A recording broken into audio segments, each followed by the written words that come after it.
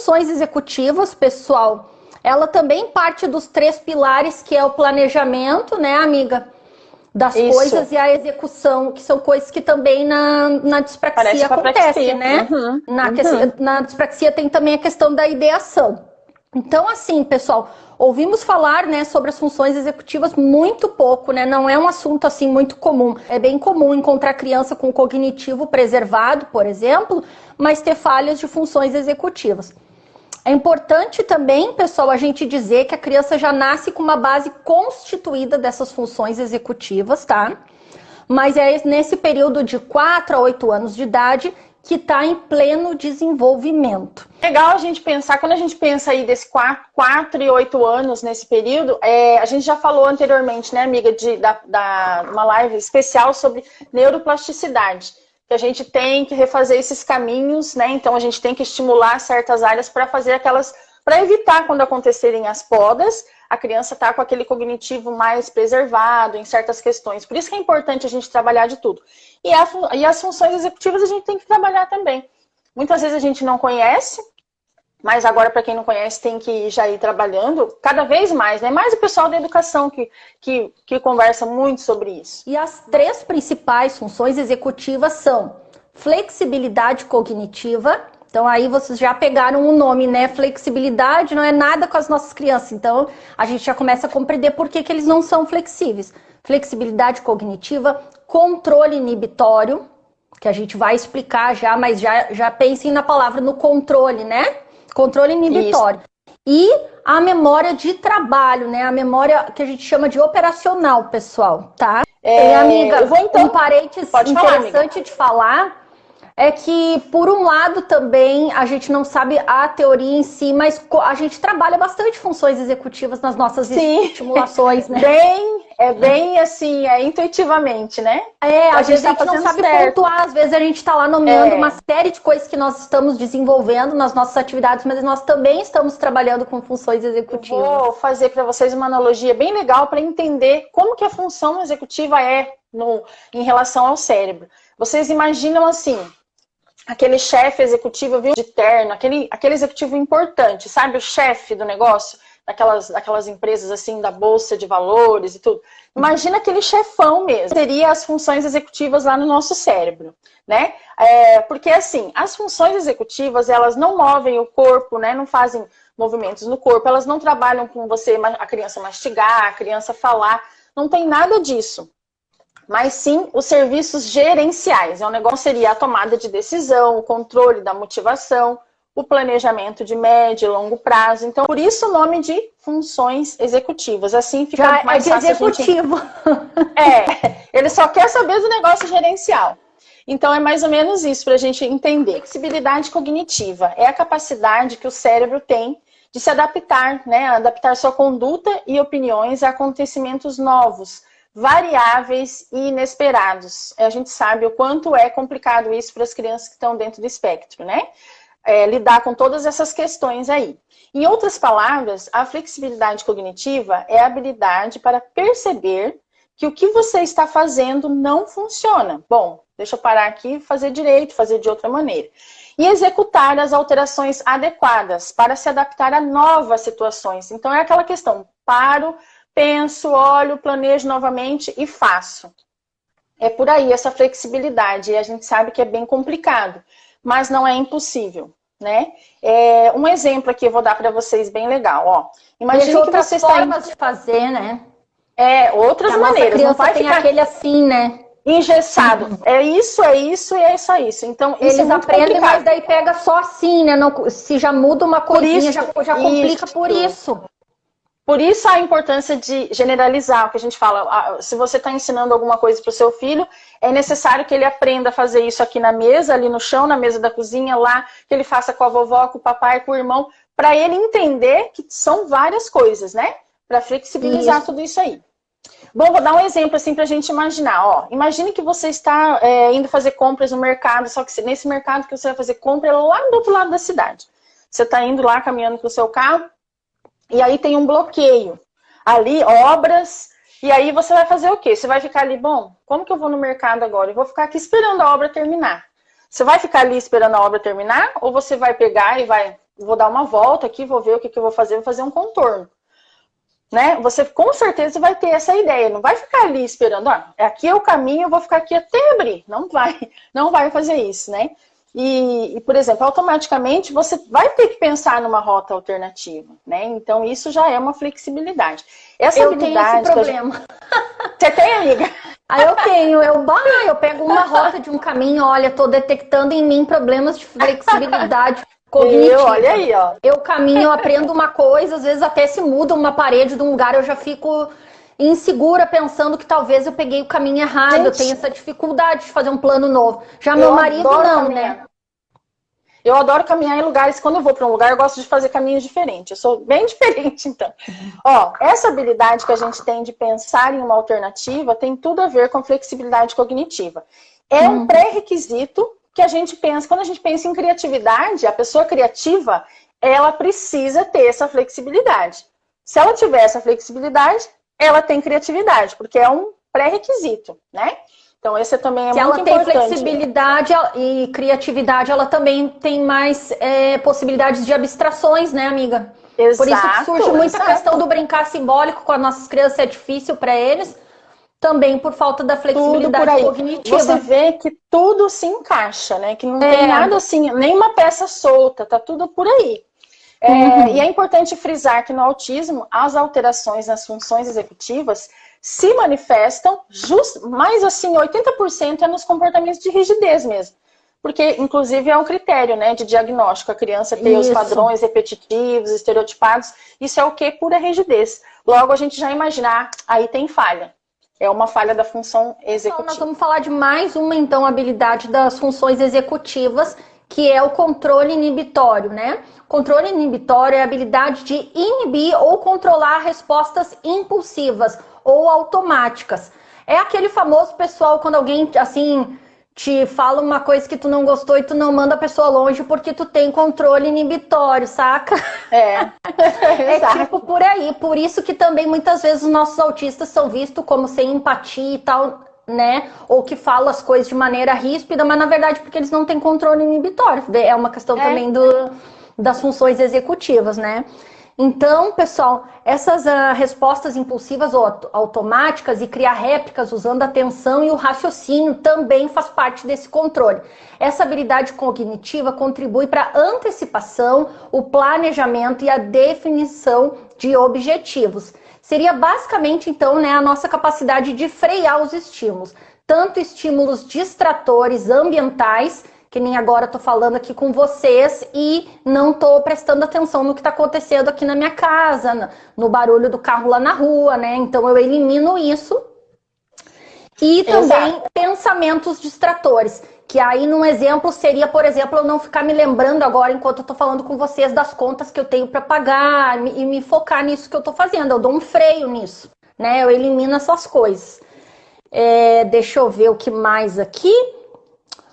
Mais exemplos, pessoal. Será que eu desliguei a panela, né? Será que o portão tá trancado? Esses pensamentos que ficam assim na gente ao mesmo tempo, a gente vai inibindo cada um deles. Outro exemplo, quando a gente pensa antes de falar, quando vem aquela vontade de dizer alguma coisa, mas a gente analisa e não fala, pois sabe que não é um momento adequado. Quando a gente reflete acerca de um ato ou de um comportamento que tivemos. Essa reflexão, pessoal, também é controle inibitório. Então, veja, a gente trabalha muito, né, explicando para as nossas crianças uma ação que elas tiverem e tal. E muitas vezes a gente nota que elas se arrependem depois de atitudes que tiveram, porque justamente elas não têm o freio né? Elas não têm esse controle inibitório. Então, elas mesmas, quando entendem, quando a gente retrata de uma forma que eles compreendam, usando imagem ou explicando, né? Num desenho, numa historinha, eles ficam, às vezes, se sentindo mal, porque realmente aquilo ali sai, sabe, pessoal? Bom, deixa eu ver aqui o que mais. Quando a gente reflete acerca de um ato ou comportamento que tivemos, já falei. Quando estamos falando de indivíduos dentro, então, do espectro autista, isso tudo é muito complicado. Até mesmo os autistas de grau mais leve têm essa dificuldade. Filtro social, por exemplo, né? Filtro zero. Por quê? Porque falta de freio Inibitório, falta de controle inibitório. Memória de trabalho, ou memória operacional, ou memória operativa, ela pode ser definida como um conjunto de processos que nos permite manipular, armazenar e manipular informações temporárias, tá? Não é aquela memória mais densa, aquela que a gente vai buscar lá, que fica guardadinha as informações. Essa, ela está ali só para nos auxiliar, para organizar nossas ideias. Então, ela ajuda a realizar tarefas cognitivas complexas, como a compreensão da linguagem, a leitura, a aprendizagem e o raciocínio. Na próxima live, quando a gente for falar de memória de trabalho, eu não sei qual das 3 funções que a gente vai fazer, vai ter uma parte específica que fala da compreensão da linguagem, a leitura, a gente vai entrar a fundo disso daí. Agora a gente só vai falar assim meio por cima. A memória operacional é um tipo de memória de curto prazo. É aquela memória mais recente. Um exemplo básico aqui. Você está ali conversando com alguém, alguém fala assim, preciso anotar um celular. Grava aí para mim enquanto eu vou abrindo aqui. Fala 995999. Aí você fica, 995, você fica tentando decorar para passar para a pessoa, até ela pegar a bolsa dela, a agenda dela. E aí você ficou lá, com um número lá, e ela te fala qual que é. Fala pra mim que agora eu tô com o celular aqui e vou anotar. Aí você pega e fala. Você decorou aquela hora, ela foi pra sua memória de trabalho, mas ela não foi para longo prazo, porque amanhã você já não vai lembrar mais, né? Desse número. Foi importante para aquele minuto. E é para isso que a memória operacional ela serve, para auxiliar. Aí, claro, depois tem todo o vai e vem aqui das ideias, a gente vê se ela é necessária guardar, a gente vai guardar, senão a gente vai descartar, né? Então, outra coisa, imagine o seguinte, né, que a nossa cabeça tem um grande arquivo de tudo, a gente sabe que a nossa mente aqui só Deus sabe, né, o que tem aqui dentro. Caramba, eu tô me diagnosticando aqui com problema de funções executivas, pessoal. Viu? Eu já tinha visto 1000 características do espectro autista em mim, mas essa não tinha parado para analisar, eu achava que era super top a minha, mas eu não memorizo o telefone falando 20 vezes na hora, minha memória de trabalho não é muito legal não, meu marido eu falo uma vez pra ele e ele já pimba. Tem gente que é rápida. Esse, e eu já troco as bolas, já um número. Nossa, eu tenho que repetir mais vezes. Você vê como que é, amiga? Olha só. E assim a nossa cabeça ela tá cheia, né? Nosso arquivo todo aqui cheio de coisas. A gente sabe o nome das funções, sabe que eu tenho um celular, para que o celular serve, que funções que ele tem. Eu lembro dos amigos, eu lembro de músicas lá do passado. A gente tem muita informação, né? Ela tá aí toda hora fazendo informações novas. Mas, o que acontece? Essas informações estão guardadas lá dentro, mas elas ficam em suas áreas específicas. Mas enquanto, por exemplo, eu tô falando aqui tudo isso para vocês, né? Vocês vão guardar apenas o que for muito necessário, se de repente linkar com uma outra ideia que vocês têm. Aí talvez vocês guardem, mas provavelmente ninguém vai decorar o que eu falei. Isso é normal, tudo bem. Sim. Então vocês processam as informações. Não adianta a gente falar, não vai ser cada palavra, mas alguma coisa vocês vão processar. Você precisa dar sentido para tudo. Para a memória de longo prazo funcionar bem, ela precisa da ajuda dessa de curto prazo, que é operacional. Então, sem essa memória rápida, né, vamos dizer assim, a outra também não funciona. Então, é legal que ela funcione. Não iria, porque ela que faz todo o suporte para outra de longo prazo. Sabe aquela sensação que a gente está conversando com alguém, né, e vai contar alguma coisa e aí você fala, meu Deus, era tal coisa que eu queria falar, e a gente fala que está na ponta da língua, né? Não, mas eu sei o nome disso daí que está na ponta da língua. Esse fenômeno chama fóton, né? E o que acontece? Acontece que quando a nossa memória de trabalho não está funcionando bem. Ela não está funcionando, ela não consegue ir lá na de longo prazo buscar aquela informação. Mas está lá. E a gente sabe que está lá na de longo prazo, porque a gente sabe daquilo lá. Não sabe o caminho para encontrar em qual local ela está, né, amiga? Ela procura e ela não acha. E aí no outro dia, lá do nada, você lembra, né? Aí que a memória de operacional voltou a funcionar. Fica aquele discurso desorganizado. Às vezes você quer falar alguma coisa e não sai, porque a memória de trabalho está com déficit aí. E é muito comum isso. Então, por isso tem atividades específicas para trabalhar a memória de trabalho. Os neuropsicopedagogos, neuropsicólogos fazem todos esses tipos de atividades. As crianças têm mesmo essa dificuldade de fazer esse discurso desorganizado. Quando vem a fala, depois eles ficam ali pensando, assim, tentando buscar lá o quê. Por isso, pessoal, que é mais fácil para eles usarem mesmo que num contexto, as frases prontas e as ecolalias. Quando as ecolalias Com são certeza. utilizadas com função, é por isso. Porque é muito difícil fazer essa elaboração, trazer de lá para comunicar. Então é mais fácil pegar uma frase pronta, né? Que queira mais ou menos dizer aquilo que quer dizer. Nossa, imagina que trabalheira, gente. Como o cérebro autista tem que fazer esforço para cada coisa. A gente nem mensura, né? O grande esforço que eles fazem todos os dias. Isso, pessoal, também eu escutei de autista falando sobre as questões de funções executivas. Por isso que às vezes levantar da cama, eles ficam lá, a Alicinha que ela acorda de manhã e ela fica né? Às vezes lá pensando e ela não se anima ainda, que eu fui ensinando ela a dizer, mamãe, né, acordei, ou abri a porta, ou saí da cama, porque tem que fazer toda essa elaboração, tem que pensar tudo isso, planejar e às vezes não sai do lugar. É isso aí. Mas é isso sim. E aí tá tudo explicado. O dia a dia, tudo, dá para entender perfeitamente, né? A linguagem, né? Porque demora tanto para desenvolver todas essas questões. Tá tudo aí. Exatamente. Depois nós vamos para o papel das funções executivas, né, amiga? Acho que eu vou olhar os comentários agora um pouquinho para a gente interagir. Então aqui. Olha, que legal. A Cacá do Psicólogo está aqui, disse muito bom. Obrigada. Que honra, Cacá. Obrigado pela presença. Deixa eu ver aqui, tentar voltar mais aqui nas pessoas que entraram. A Vivendo Terra disse que estava fazendo janta com uma mão e olhando o celular com a outra. Ó, viu? As funções executivas estão muito boas, então, amiga. Tá boa aí.